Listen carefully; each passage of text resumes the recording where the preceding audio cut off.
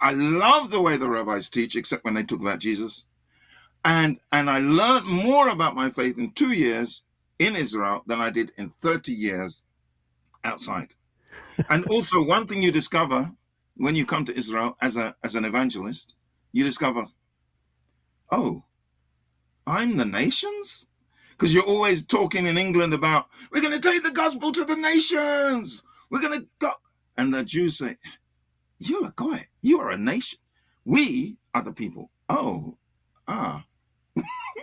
So you actually get a reorientation of who you are when you're living. And you also learn so much about what do the Jews think that we Goyim should actually be doing with our lives in terms of obligations? Because obviously the 10 Commandments were given to them.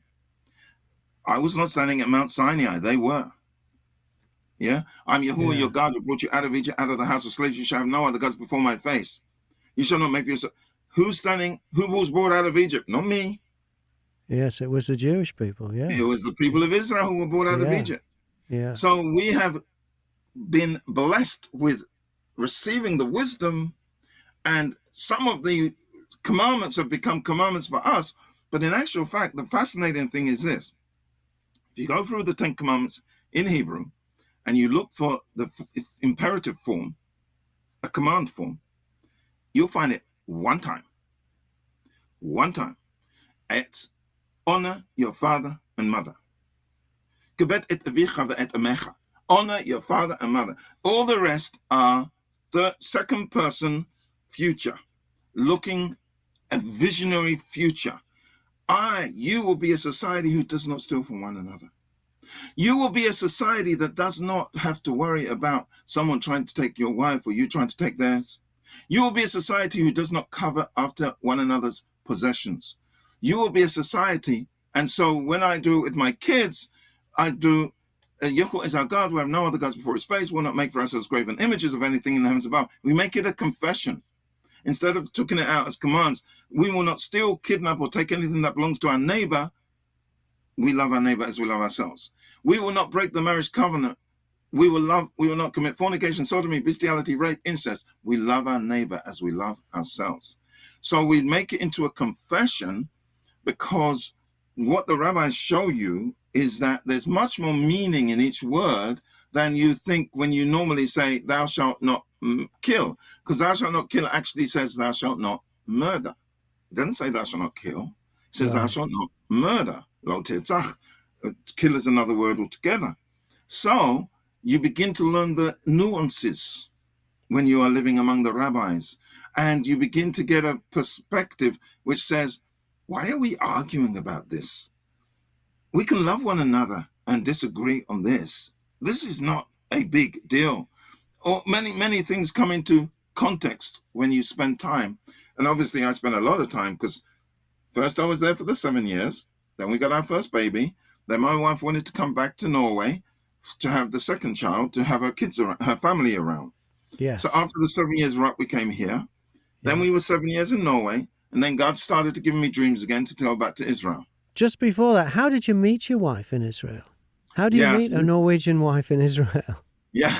Was she Christian? Did you meet her through the church? It's fascinating. So I told you, around October, I was by this time I was a volunteer in a Christian Arabic bookshop, looking after the property by sleeping there. So I was a security, but I was also accounts, and that's why I didn't have to pay rent. Right. That was one of the answers to the question, how is God going to keep me here for 7 years? I volunteered in this Christian Arabic bookshop. So what happened is, around October, what happened is, the Israeli authorities started getting concerned about this concerned Christians who was planning to do something on Temple Mount. And so what happened was a drastic thing.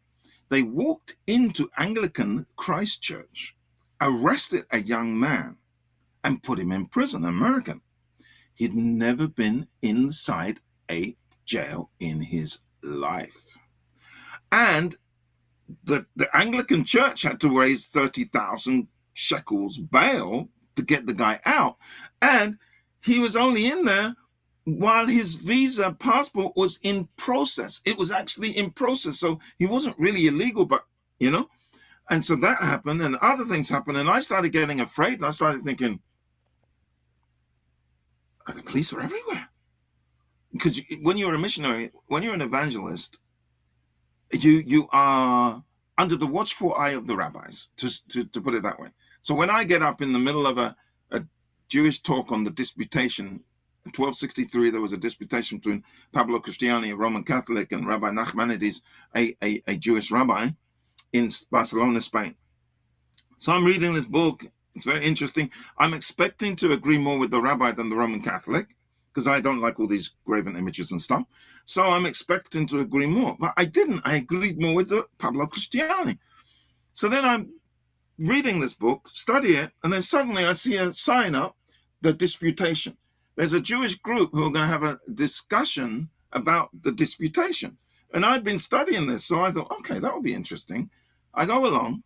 I get up one day, and I said to the whole group there, and just to give you an illustration of how they perceived me, at one point, people came up to me and they said, I don't agree with your theology, but your knowledge of Judaic is incredible. And that was only because I read stuff the day before, or God gave it me the day before. It wasn't even like stuff I knew. I just, So I got up and I said to them, what have we in Africa to do with the persecution of the Jews?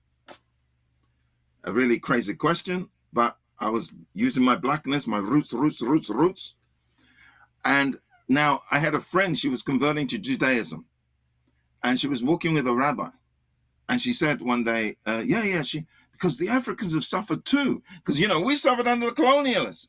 And so it wasn't that we didn't turn away from Jesus because we suffered. Many of us turned to Jesus. So the excuse, if you want to call it excuse, whatever, it doesn't hold water when you compare it with the African situation. But anyway, he said to her, when she said, because the Africans have suffered too, haven't they? He said to her, where did you hear that? She said, oh, a friend of mine. He said, you know a very dangerous missionary. Straight away. Worked you out straight away. And so when I heard that, and all this other stuff, I started getting really nervous. Well, if you've been labeled as a dangerous missionary, that's not a nice label to have at that time, by the sound of things. In Israel, it's not the best thing to be labeled as.